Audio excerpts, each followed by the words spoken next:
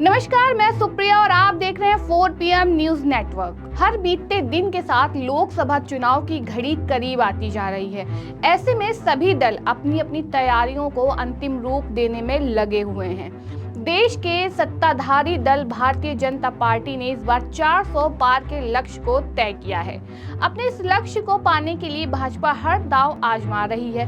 वो कभी चुनाव से पहले अपनी सत्ता वाले राज्यों के मुख्यमंत्री बदल रही है, तो कहीं वो अपने ही सिटिंग सांसदों के ही टिकट काट रही है। इस सब के पीछे भाजपा का मकसद सिर्फ और सिर्फ अपने 400 पार के लक्ष्य को प्राप्त करना है।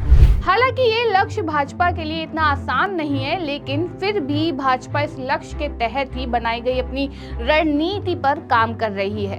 बीजेपी की इस रणनीति में बूथ कैडर से लेके मौजूदा सांसदों का टिकट काटना, राज्य के मुख्यमंत्री तक बदलना शामिल है। बीजेपी अपनी इस रणनीति के माध्यम से जनता को लुभाने की कोशिश कर रही है।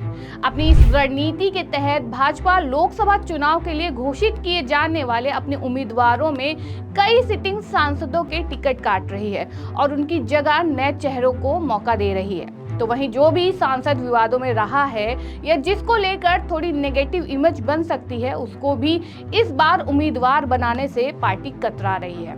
हालांकि ये अलग बात है कि किसानों पर गाड़ी चढ़ाने वाले आशीष मिश्रा के पिता और केंद्रीय गृह राज्य मंत्री अजय मिश्रा टेनी का टिकट भाजपा ने इतने विरोध और विवाद के बाद भी नहीं काटा।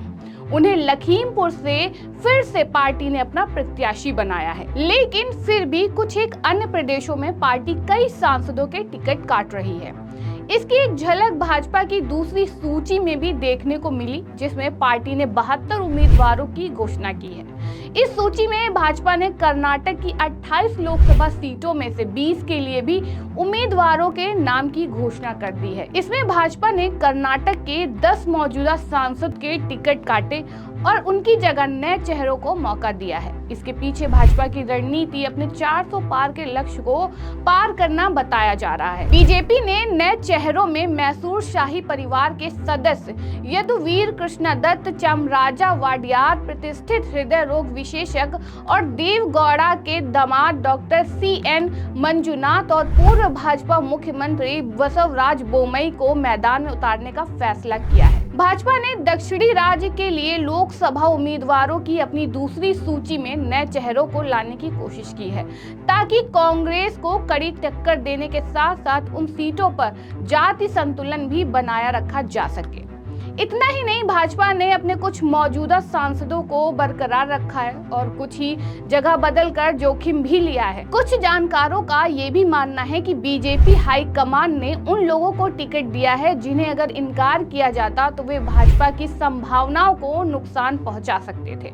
उनमें से कुछ सीटों पर कोई वैकल्पिक विकल्प भी नहीं था। पार्टी ने जिन नेताओं को फिर से चुनावी मैदान में उतारा है, उनमें Anna Saheb, Shankar Jolle, Chikodi, PC Gaddigoudar, Bagalkot, Ramesh Jigajinagi, Bijapur SC, Umesh Jadhav, Gulbarga SC, Bhagwant Khuba, Bidar, Prahlad Joshi, Dharwad, BY Raghavendra, Shivamogga, PC Mohan, Bangalore central और तेजस्वी सूर्या, बैंगलोर साउथ के नाम शामिल हैं। वहीं खनन कारोबारी और विधायक जनार्दन रेड्डी के करीबी विश्वास पात्र V श्री रामुलु बेल्लारी सीट से चुनाव लड़ेंगे। ये वो ही श्री रामुलु हैं जो कर्नाटक विधानसभा चुनाव हार गए थे और पहले लोकसभा में बेल्लारी का प्रतिनिधित्व कर चुके हैं। भाजपा ने इस बार पूर्व मुख्यमंत्री बसवराज बोमई को भी लोकसभा चुनाव का टिकट दिया है। बोमई के ही नेतृत्व में भाजपा ने 2023 विधानसभा चुनाव लड़ा था और 224 में से 66 सीटें जीती थी। बोमई प्रदेश में पार्टी की सत्ता बचाने में कामयाब नहीं हो पाए थे।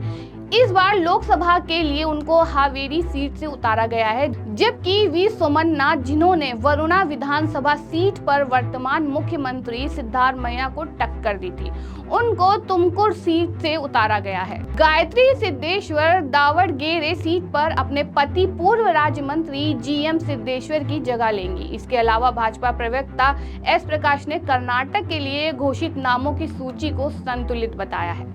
उन्होंने कहा है कि जीतने की क्षमता ही मानदंड है। बीजेपी चुनाव में जीत हासिल करेगी और 20 से अधिक सीट जीतेगी। इस बार पार्टी ने जिन नेताओं का टिकट काटा है उनमें मैसूर से विवादास्पद सांसद प्रताप सिम्हा का नाम शामिल है।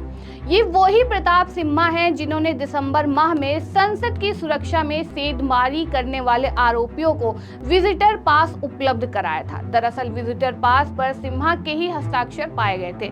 सिम्हा की जगह मैसूरू शाही परिवार के वंशज यदुवीर कृष्णदत्त चमराजा वाडियार को टिकट मिली है। दूसरा बड़ा बदलाव दक्षिण कन्नड़ सीट है, जहां मौजूदा सांसद नलिन कुमार कटील की जगह कर्नाटक विधान परिषद में विपक्ष के वर्तमान नेता कोटा श्रीनिवास पुजारी ने ले ली है। कटील ने 3 बार इस सीट का प्रतिनिधित्व किया है, जबकि पुजारी ने कर्नाटक में भाजपा शासन के दौरान राज्य मंत्री के रूप में कार्य किया। मंगलूर में भाजपा युवा मोर्चा नेता प्रवीण नेट्टारू की नृशंस हत्या के बाद कटील को अपनी सीट पर सत्ता विरोधी लहर का सामना करना पड़ रहा है। उनके इस मामले को संभालने के तरीके से स्थानीय बीजेपी कार्यकर्ता बेहद नाराज हैं। दरअसल क्षेत्र में घटकों का एक बड़ा हिस्सा बिलावा समुदाय कटील से नाराज है और इसकी सूचना केंद्र नेतृत्व को भी दे दी गई है।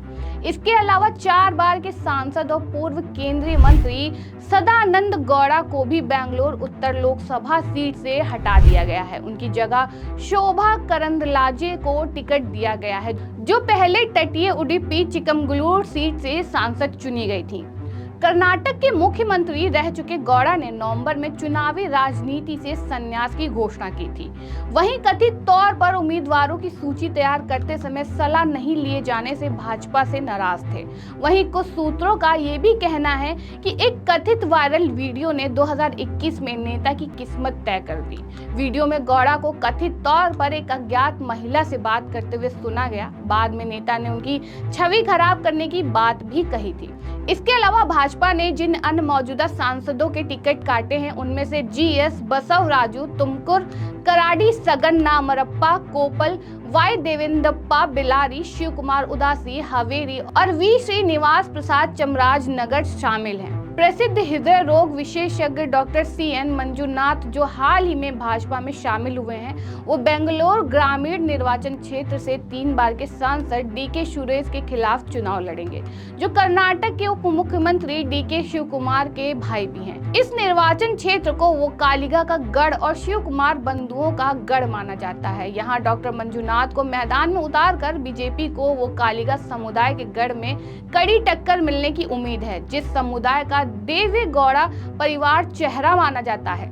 हालांकि DK शिव कुमार के भाई के सामने जीत हासिल करना CN मंजुनाथन के सामने भी एक बड़ी चुनौती होगी। केंद्रीय कृषि किसान कल्याण और खाद्य प्रसंस्करण उद्योग राज्य मंत्री शोभा करंदलाजे को उडुपी चिकमगलूर के बजाय बेंगलुरु उत्तर लोकसभा सीट पर स्थानांतरित कर दिया गया है। चिकमगलूर में स्थानीय भाजपा कार्यकर्ताओं ने उनके खिलाफ गो बैक शोभा अभियान शुरू किया था और उन्हें सीट से टिकट दिए जाने पर आपत्ति जताई थी। विरोध प्रदर्शन में शामिल स्थानीय नेताओं ने दावा किया कि उन्होंने 2 बार इस सीट का प्रतिनिधित्व किया है, लेकिन पार्टी के ब्लॉक कमेटी नेताओं में भी उनका कोई परिचित नहीं था। एक और आश्चर्यजनक उम्मीदवार कैप्टन ब्रिजेश चौटा हैं, जिन्हें मौजूदा दक्षिण कन्नड़ सांसद नलिन कुमार कटील की जगह टिकट दिया गया है। वहीं प्रत्याशियों के ऐलान के बाद भाजपा की कर्नाटक इकाई में विरोध भी शुरू हो गया है। बीजेपी की कर्नाटक इकाई के अंदर राज्य के लिए पार्टी के लोकसभा उम्मीदवारों की सूची को लेकर